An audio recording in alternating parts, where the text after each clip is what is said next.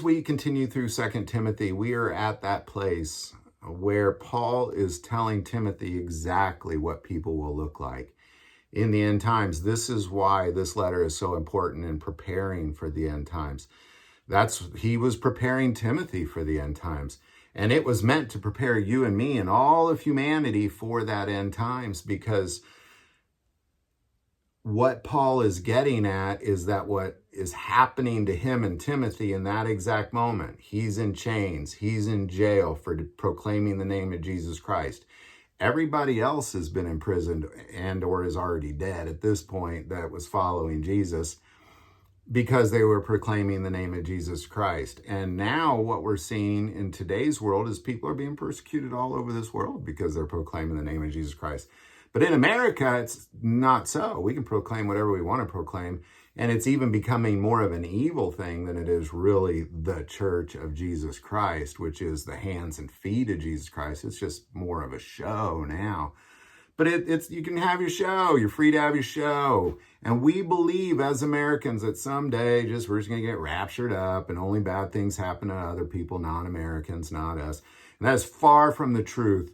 It is far from the truth. Jesus said at the last trumpet, immediately after tribulation is when he will return and he will gather together his elect in Matthew 24. The very last chapter of 1 Corinthians says, in the twinkling of an eye, at the last trumpet. So what Paul is saying is, obviously, if Jesus is going to go through tribulation, and he's going through tribulation, and Timothy's going through tribulation, and everybody else has gone through tribulation, that we're all going to have to go through some form of tribulation, most likely in our lifetime. And here is how you prepare for that. Here's how, when everybody else is an outlaw, when you are a criminal for proclaiming the name of Jesus Christ, and other people, they're pointing you out and saying, that guy over there, he's a Christian. And then you're hunted down like an outlaw and maybe dragged before a court. Jesus even gave us instructions. When you're hauled into court, here's what you're to do. Just don't worry about what you're going to say. Let the Spirit speak for you, and it's probably going to cost you your life. But that's okay, because then you get the crown of martyrdom. So being afraid of this is foolish, is what Paul says. Paul literally says embrace it. He finds much joy in that thing. And Timothy should too, and you should as well. So now we're at that place where Paul is saying, here's literally what it's going to look like in the last days. 2 Timothy 3 verse 1. But know this, that in the last days perilous times will come. For men will be lovers of themselves, lovers of money, boasters, proud, blasphemers, disobedient to parents, unthankful, unholy. Is this sounding familiar to y'all? Unloving, unforgiving, slanderers, without self-control, brutal, despisers of good, traitors, headstrong, haughty, lovers of pleasure rather than lovers of God, having a form of godliness, it sure looks awfully godly, but denying its power. And from such people turn away. For of this sort are those who creep into households and make captives of gullible women loaded down with sins, led away by various lusts. I believe he's talking about the internet there to some degree. Always learning and never able to come to the knowledge of the truth. Now, as Jannes and Jambres resisted Moses, so do these also resist the truth. Men of corrupt minds, disapproved concerning the faith. But they will progress no further, for their folly will be manifest to all, as theirs also was. Now, this, of course, does sound familiar to you, because what I just described is America and the American culture that spreads throughout the entire planet. It looks godly, but it's not at all godly. And just like Jannes and Jambres, they were those two magicians in the Egyptian court when Moses was saying, proclaim the name of the Lord, and here's proof of him and what he's saying. They're like, no, we got other tricks up our sleeve. And they rejected that thing, and they caused many other people to reject that thing, and many people died because of those two people. And that's exactly what's probably going to happen with a video like this, is many people will reject this and they'll hear, oh, no, no, no, no. Here's some other stuff that might convince you. I don't think there's any denying that what we're staring at right here is the exact description of the last days. We are staring with our eyes. We can feel it with our heart and hear it with our ears. We can see the colors and the sounds and the words that are playing out in the world that is this exact description.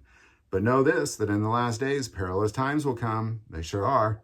For men will be lovers of themselves. Sure are. Lovers of money, boasters, proud, blasphemers, disobedient to parents. Boy, have they ever. Unthankful, unholy, unloving, unforgiving. I mean, come on. I almost can't stand to live around so many unthankful, unholy, unliving, and unforgiving people. It's awful.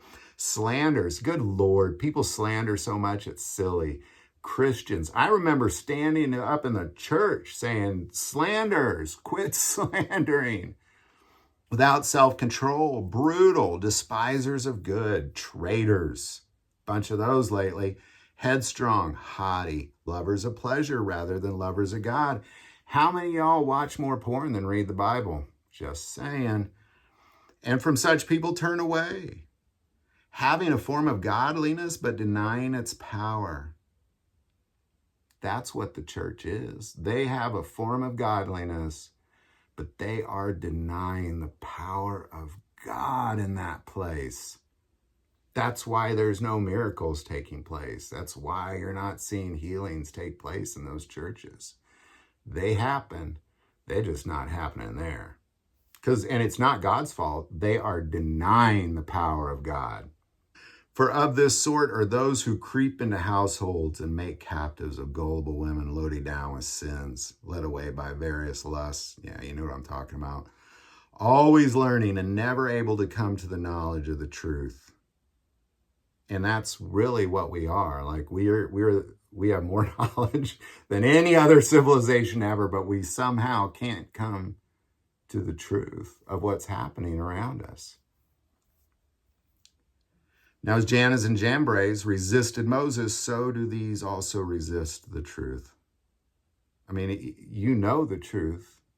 You're just resisting the truth, America. You know the truth. You're just resisting the truth. Jannes and Jambres knew the truth. They knew theirs was hocus pocus, and they knew what was happening with Moses, but they couldn't get it out of their stubborn, stupid minds. Now, as Jannes and Jambres resisted Moses, so do these also resist the truth. Men of corrupt minds, disapproved concerning the faith. But they will progress no further, for their folly will be manifest to all, as Jannes and Jambres were also. Their folly was manifest to all. Everything Moses said was going to happen, happened. And because of Jannes and Jambres, an entire generation of children were killed. And this is something that you know, if you don't get it, your foolishness will be manifest in your folly.